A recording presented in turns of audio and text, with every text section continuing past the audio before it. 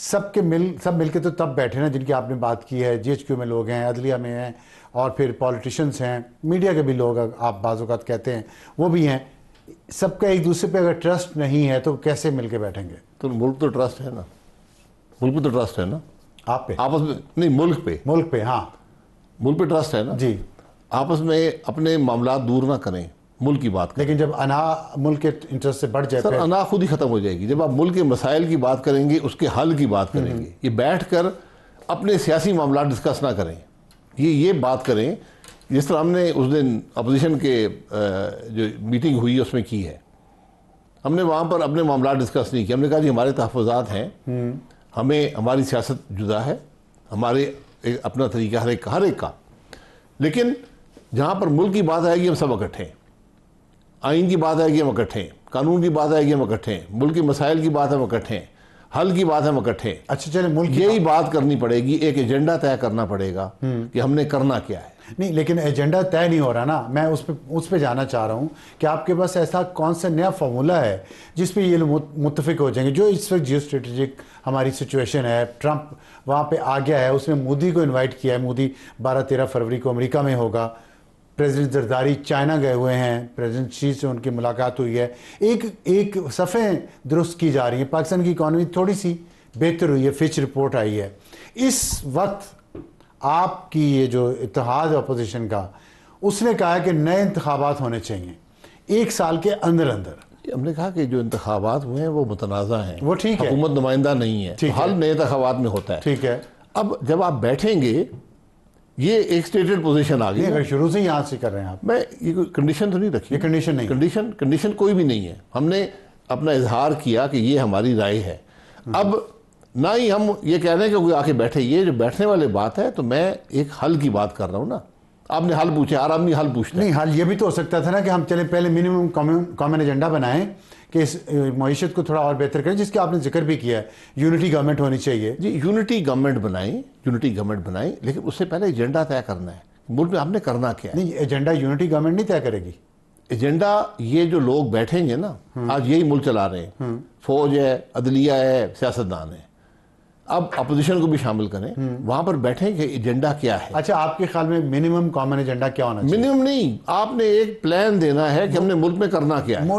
अगर आप मेजर उसके पॉइंट्स बता दें, मैं ये नहीं कह रहा पूरा एजेंडा बताएं, मतलब मईशत है, फॉरेन पॉलिसी, क्या क्या उस पर आपके ख्याल में? तमाम चीजें। आपने रिफॉर्म्स कौन से करने हैं मुल्क के अंदर, आपने नैब का क्या करना है, आपने मईशत के क्या स्टेप्स लेने हैं, ठीक है, आपने बिजली के मसाइल कैसे हल करने हैं, आपने गैस के मसाइल कैसे हल करने हैं, आपने फॉरेन पॉलिसी क्या रखनी है, आपने एक्सपोर्ट्स कैसे बढ़ानी है। ये जब आप सब मिलकर बैठेंगे, इस सारे मामले को तकवीत मिलेगी। ये तमाम सियासी जमातें तय करें जी, ये जो और साथ अदलिया और जीएचक्यू भी, ये भी उनकी लीडरशिप बैठेगी, सब हिस्सेदार है मामले में। आज फौज हिस्सेदार है मुल्क के चलने में, आज अदलिया का एक हिस्सा है, हमने उसको कम कर दिया है 26वीं तरमीम में, लेकिन एक हिस्सा है। जब मुल्क में अदल का निज़ाम नहीं होगा, उसमें इन्वेस्टमेंट नहीं आती है। तो उसमें आपने एक नई टर्म कॉम को बताइए, यूनिटी गवर्नमेंट को थोड़ा सा आम आदमी के लिए बताएंगे वो क्या होती है, उसका कौमी हुकूमत से फ़र्क क्या है। आप कहते हैं तमाम सियासी जमातें जो पार्लियामेंट में हैं वो हुकूमत का हिस्सा बन जाएं। जी बिल्कुल, ठीक है, बिल्कुल। और साथ आपने कहा कि कौमी हुकूमत में बंदर बांट होती है, इसमें नहीं होगी। जी, इसमें नहीं होगी। कैसे नहीं होगी? इसमें आप तय करते हैं कि ये एजेंडा आ गया, हमने तय किया तमाम जमातों ने, ठीक है, और अब हमने इसको इम्प्लीमेंट करना है। राइट। तो हम ये लोग जो है 20-25 लोग जो हैं, तमाम जमातों से लें, जमातों से बाहर लें, उनको वो इम्प्लीमेंट करेंगे आकर। जमातों से बाहर भी होंगे? जी, जहाँ भी तजर्बा है या सलाहियत है, सलाहियत और तजर्बे की बुनियाद पे। ये नहीं कि अगर मेरी 100 सीटें हैं तो मैं कहूँगा नहीं, 1/3 तो मुझे दे दो ना हुकूमत, ये नहीं होगा। नहीं, आपका टेबल पे एजेंडा तय करने में आपका वजन है, वहां पर बात करें। आपके पास सोच है, आप बताएं, एजेंडा तय करें, और सबको पता है सब। तो टीम्स एजेंडा तय करने में उनका वेट है जी, टीम सिलेक्शन में उनका वेट नहीं होगा? नहीं, टीम सिलेक्शन में टीम सलाहियत और तजर्बे की वो कौन फैसला करेगा ये सलाहियत और तजर्बा इस बंदे में है? यही लोग जो बैठे हुए हैं, जो उसको एपेक्स कमेटी समझ लें, ठीक, जो पॉलिटिकल लीडरशिप है, मिलिट्री है, और ये है, ये तय कर लेंगे भाई ठीक है, ये हम 20-25 की काबीना बना। तो आप नहीं समझते जब ये सारे बैठे होंगे, इसमें मिलिट्री का पल्ला भारी होगा एजेंडा तय करने में और टीम सेलेक्ट करने में? नहीं सर, एजेंडा किसी का भारी नहीं होगा, एजेंडा मुल्क का होगा। पल्ला क्या भारी भारी होकर क्या करना है, हमने काम करना है ना। नहीं, हमारे यहाँ तो रिवायत तो ऐसे ही है ना कि हम सब ये चाहते हैं हमारे पास ताकत जो पाए है उसमें से हमारे पास हिस्सा ज्यादा आ जाए। रवायत को थोड़ा तोड़ना पड़ेगा ना, तो ये रवायती मामले से आप नहीं चल सकते। अच्छा जी, तो इस नीयत, ये जो तोड़ने की बात है, तो नीयत पे डिपेंड करता है वो कैसे है उसको सर। जिसकी नीयत खराब है फिर सामने आ जाएगी। नीयत सबकी बेहतर होनी चाहिए। बात हम मुल्क की कर रहे हैं, कोई जाती मुफाद की नहीं कर रहे, कुर्सियों की नहीं कर रहे, हम एजेंडा तय कर रहे हैं और उसको इम्प्लीमेंट कर रहे हैं। अच्छा चले, एक चीज़ बताएं कि अभी एक जैसे आपने मामलात की बात की, अदलिया की बात की, मईशत की बात की है, सुप्रीम कोर्ट के 4 जजेस ने ख़त लिख दिया, उनमें से बहुत सारे वो हैं जो खुद जूनियर थे और सुप्रीम कोर्ट में वो प्रमोट हुए, लेकिन अब उन्होंने जो ख़त लिखा है उसमें उन्होंने एतराज़ किया कि जूनियर जजेस को सुप्रीम कोर्ट में ना लाया जाए, पहले 5 का पैनल होता है वगैरह। ऐसी अदलिया आपके साथ बैठ के कैसे और किस कानून और किस आइन के तहत उनको साथ बिठा के एजेंडा तय किया जाए? आइन में कोई ऐसी रुकावट नहीं है।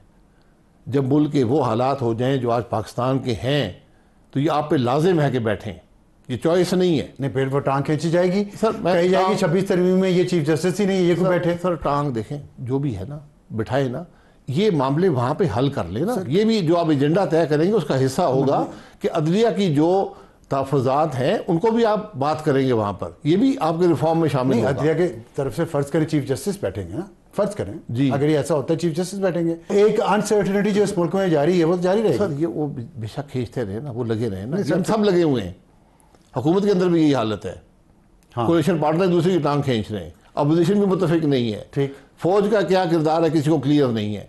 तो आपने यही चीजें वहां पर तय करनी है। अगर आप बात ही नहीं करेंगे, अपने उधर लगे रहेंगे, ये इधर लगे रहेंगे, तो मुल्क कैसे चलेगा? अच्छा, ये मुझे ऐसे लगता है गलत हो सकता है, मैं गलत हूँ, कि ये जो तजवीज़ है ये आप कई सालों से दे रहे हैं और आप ही दे रहे हैं, कोई इस पे मान नहीं रहा। तो क्या ऐसी आपको कोई सिग्नल, कोई इशारा, कोई उम्मीद है कि ये आपकी तजवीज़ मानी जाएगी? ये खाली वो जो कहते हैं नकार खाने में तोती की आवाज़ कौन सुनेगा? मुझे ज़िंदगी में इशारा नहीं आया। नहीं, अभी उम्मीद नहीं है कोई इशारा आएगा। इशारे से मुराद वो नहीं है, इशारे से मुराद वो नहीं है, इशारे से मुराद है कोई उम्मीद है आपको कि आपकी ये बात सुनी जाएगी? सर अगर किसी के पास कोई बेहतर तजवीज़ है तो मैं सुनने को तैयार हूँ, उसको इम्प्लीमेंट कर दें, मुझे कोई एतराज़ नहीं है। मैं तो आप एक हल दे रहा हूँ आपको जो मुल्क के लिए हल है, और आपके और कोई हल नहीं है। ये किसी खाम ख्याली में ना रहें कि यहाँ मईशत ठीक हो गई है, मुल्क के हालात ठीक हो गए हैं, ये सब ठीक है, ये सब बुरा है। जिस मुल्क में नेगेटिव ग्रोथ हो, जॉब्स ना क्रिएट हो रही हो, कारोबार ना हो, वो मुल्क उसके हालात खराब। आप कहते हैं कि ये लोग अगर हमारे दिल में सब में खुलूस हो तो ये हो सकता है।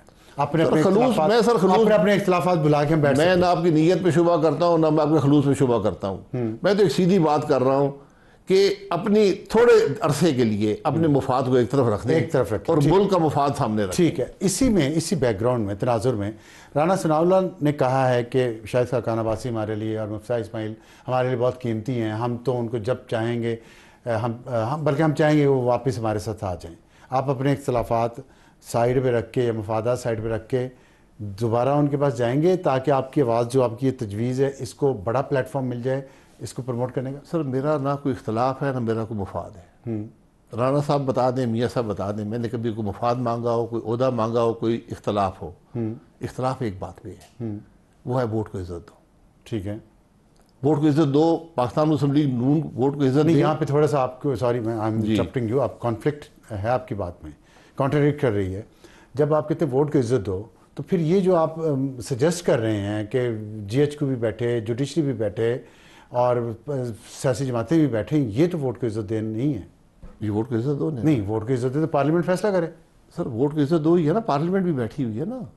पार्लियामेंट इज वन पार्टी जनाब, one party against 2 other parties and media as well. यहाँ झगड़ा नहीं है, यहाँ झगड़े की अच्छा चलिए, वोट को इज्जत दो, मुज़ाकरात। मैं बात कर रहा हूँ, आपने मुझसे पूछा है कि आपकी क्या, तो मैंने ये कहा कि मेरा कोई मसला नहीं है। जो मैं बात कर रहा हूँ, मैं आइन से बाहर बात नहीं कर रहा। ठीक, तो गैर मामूली हालात का मामूल के मुताबिक हल नहीं निकलेगा। आप कह रहे हैं वोट को इज्जत दो का जो रास्ता है हम उस पर चलेंगे तब जब हम ये तय कर लें। जी ठीक, नहीं उस पर चले, ये भी उसका रास्ता है, ये भी उसका। आप आइन को इज्जत दे रहे हैं, आपने गलती कर दी है। ठीक है, मुश्किल हालात आपने कहा, मैंने कहा आपने गलती कर दी है ना, इलेक्शन चोरी हो गया, ठीक, एक गैर मुतहिब हुकूमत आ गई, उसको मुतनाज़ा मामलात हैं, तो चले उसको एक तरफ फिलहाल रख देते हैं, हम बैठकर एजेंडा तय करते हैं, उसको इम्प्लीमेंट करते हैं। ठीक है, तो अच्छा, ये खैर इंतखाबात तो हमारे यहाँ ऐसे ही होते रहे हैं, जैसे आपको पता सारे। सर ऐसे माजरत से ऐसे नहीं हुए, माजरत ऐसे आप जिसमें मैं एक एक इंतखाब आपको गिन के बता सकता हूँ, मैं सब गिन के बता सकता हूँ, ये हालात कभी नहीं हुए जो अभी हुए। 18 बदतरीन थे, ये उससे बदतर है।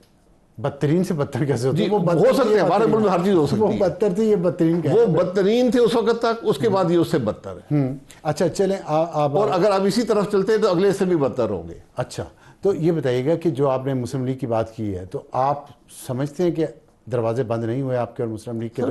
हम एक जमात का हिस्सा हैं। अब दरवाजे मुस्लिम लीग नून वोट की इज्जत दो करेगी, हम उनके साथ चलेंगे, जो वोट को इज्जत देगा। नहीं, अपनी जमात के साथ अलग जमात के साथ, या अब उनको ज्वाइन करके, जो राना सनाउल्लाह ने कहा है। तो आप राना सनाउल्लाह ने जो तजवीज़ दी है, आप उसको एक्सेप्ट नहीं कर रहे? सर राना सनाउल्लाह साहब ने ना कभी मुझसे बात की है, ना तजवीज़ पब्लिकली कहा है। उनका हक है, उनका हक है। मैं उनको दावत दे सकता हूँ, आप इधर आ जाएं। अच्छा, अगर सफर एक ही है, वोट की इज्जत दो का सफर, तो आप इधर आ जाए, कोई ऐसी बात नहीं है। लेकिन आप उधर नहीं जा रहे? मकसद नहीं, मैं एक फैसला हो गया। ठीक है। अच्छा, ये अभी एक, जैसे हमने अदलिया की बात की है, अभी एक और मसला भी आ रहा है जो इसमें शायद आप जिस तरह की मुज़ाकरात की बात कर रहे हैं उसमें आएगा, नए इलेक्शन कमिश्नर का तकर्रुर, और कुछ नाम मीडिया में उछाले जा रहे हैं। उसके पीछे वजह है क्या, वो मुझे नहीं पता, लेकिन नाम आ रहे काजी फायज ईसा साहब का, नासिरुल मुल्क साहब का, तसद्दुक जिलानी साहब का, और पीटीआई की तरफ से आया है नाम औरिया मकबूल जान का। क्या ख्याल है आपका? सर ये जब आपने कानून अमेंड किया था ना, इलेक्शन कमीशन वाला, जब आपने कहा था कि जब तक अगला इलेक्शन कमिश्नर का फैसला नहीं होता तो यही कंटिन्यू करेंगे, ये अमेंडमेंट आई थी। मैंने उस वक्त भी कहा था कि इलेक्शन कमिश्नर अब राजा साहब ही रहेंगे। अच्छा, तो अभी वही रहेंगे? जी वही रहेंगे। मतलब आप जो पौधा लगा के गए हैं, जी अल्हम्दुलिल्लाह वो बढ़ता और फूलता रहेगा। बन गया मेरे दोस्त दरख्त सायादार, मेरे साथ सेक्रेटरी रहे, मेरे दोस्त हैं, तो इंशाल्लाह वो जो अगर जब तक वो रहना चाहेंगे, मुझे नहीं पता कि वो रहना चाहते हैं। तो वो जो ग्रैंड अलायंस की आप बात कर रहे हैं बन के बातचीत के लिए, उसमें फिर ये बात यही रहेगी कि राजा साहब ही रहें? नहीं, ग्रैंड अलायंस जो है, अलायंस कोई नहीं है, इत्तेफाक है अपोजिशन का सोच पर कि हमने मुल्क को कैसे चलाना है, मुल्क के क्या मसाइल हैं, हल क्या है। ठीक है, तो उसमें ये तो जो पार्लियामान के अंदर जमाते हैं, ये उनका फैसला है, जिसमें PTI leader of the opposition होता है और लीडर ऑफ दी हाउस, ये दो बैठकर फैसला करते हैं। ठीक है। अच्छा, आखिर में मुझे सिर्फ ये बता दें कि जो आप बात कर रहे हैं कि वोट को इज्जत देकर रास्ते पे चलना, और उसका तरीका यही है जो आप सजेस्ट कर रहे हैं, तो उस आज के हालात में, आज के गैर मामूली हालात में गैर मामूली हाल आपको एक वन टाइम ये स्टेप होगा जो जी बिल्कुल बिल्कुल ठीक है। तो ये अल्लाह करे ये बात लोगों को समझ आ जाए। दूसरी बात इसी से रिलेटेड ये कि खान साहब फिर जो उसमें ज़ाहिर एक मेजर पार्ट होंगे, वो ख़त लिख रहे हैं आर्मी चीफ को कि जी आप पॉलिसी बदलें जी। तो ये रास्ता ले रहे हैं, एहतजाज भी कर रहे हैं, सड़कें बंद कर रहे हैं। आपके ख्याल में ये दोनों चीज़ें साथ साथ चल सकेंगी, डायलॉग भी और एहतजाज भी और आर्मी चीफ को ख़त भी? देखिए, एहतजाज जब आप बैठेंगे, एक हल निकालेंगे, एहतजाज सानवी हैसियत रखती हैं बातें, ये सानवी हैसियत की बातें। ठीक, जो उन्होंने ख़त लिखा है आर्मी चीफ को, उनको आर्मी चीफ को ख़त नहीं लिखना चाहिए था, उनको पाकिस्तान के अवाम के नाम ख़त लिखना चाहिए था। ठीक है, और वो वहाँ पे फिर जो भी बातें होती वहाँ पर खुलकर होती। ठीक है, ये मेरी राय है, इसमें आप इत्तेफाक करें या ना करें। ठीक है, बहुत शुक्रिया शाहिद खान अब्बासी साहब, और आपको हमारी तरफ से ये दुआ है कि जो आपकी नीयत है, अच्छी नीयत है, इसमें आप कामयाब हों, और हमारे जो लोग हैं, जो सियासतदान हैं, GHQ है, अदलिया है, मीडिया है, वो सुने इस तजवीज़ पे, इन मुश्किल हालात पे क्या इसके ज़रिए निकला जा सकता है या नहीं।